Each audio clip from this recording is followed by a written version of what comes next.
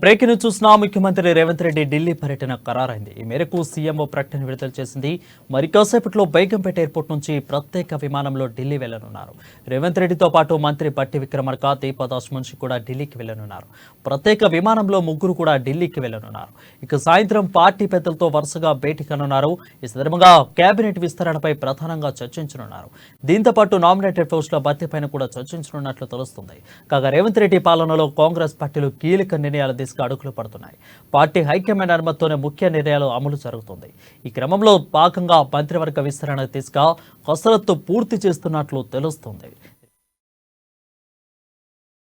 బాబు చెప్పండి, పార్టీ పెద్దలతో ఏమేమి అంశాల మీద చర్చించున్నట్లు తెలుస్తుంది?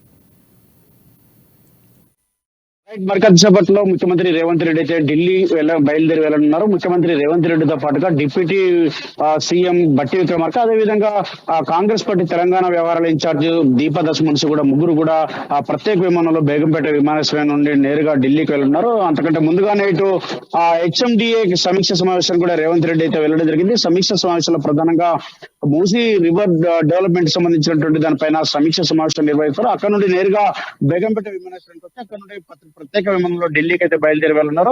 ఆ ఢిల్లీకి వెళ్ళిన తర్వాత ఈ రోజు సాయంత్రం సీనియర్ కాంగ్రెస్ నేత, కర్ణాటక కాంగ్రెస్ వ్యవహారాల ఇన్ఛార్జ్ రణదీప్ సుర్జేవాలా కుమారుని వివాహానికి సంబంధించి రిసెప్షన్ కు హాజరైన తర్వాత ఇటు కాంగ్రెస్ నేతలను కూడా వరుసగా కలిసేటువంటి అవకాశం ఉంది. ఇటు సోనియా గాంధీ, అదేవిధంగా మల్లికార్జున ఖర్గే, కేసీ వేణుగోపాల్ కూడా కలిసేటువంటి అవకాశం ఉంది. ముఖ్యంగా పార్లమెంట్ ఎన్నికల్లో అనుసరించాల్సినటువంటి వ్యూహాలు, ఎంపీలకు సంబంధించినటువంటి అంటే 17 ఎంపీలకు సంబంధించినటువంటి టికెట్ల విషయానికి సంబంధించి కూడా సామాజిక సమీకరణాలు, లేకపోతే ఆ యొక్క ఎవరైతే ఆశావాళ్ళు ఉన్నారో ఆశావాళ్ళకు సంబంధించినటువంటి స్థితిగతులు, వాళ్ళ యొక్క పరిస్థితులు, ఆర్థిక నేపథ్యం, అదేవిధంగా సామాజిక నేపథ్యం, ప్రజల్లో ఉన్నటువంటి పలుకుబడి తదితర అంశాలపైన కూడా చర్చించేటువంటి అవకాశం ఉంది. ఎందుకంటే మార్చి 2వ వారంలో నోటిఫికేషన్, అంటే దాదాపు 12 నాడు నోటిఫికేషన్ వస్తుంది తెలుస్తా ఉంది. కాబట్టి మార్చి 2వ వారంలో నోటిఫికేషన్ వస్తున్న నేపథ్యంలో ముఖ్యంగా పార్లమెంట్ కి సంబంధించినటువంటి అభ్యర్థుల విషయంలో కూడా అధిష్టానంతో చర్చించేటువంటి అవకాశం ఉంది. మరొక వైపు ఇప్పటికే ఇంకా 6 అంటే అధిష్టానం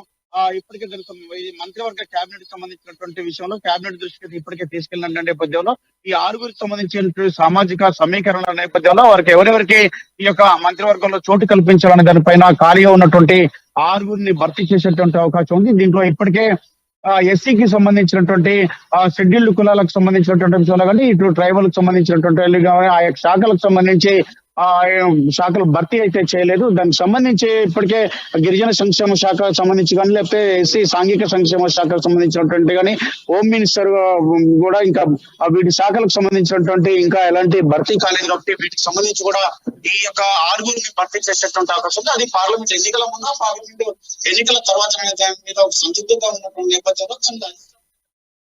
thank you Rambabu for the clear updates.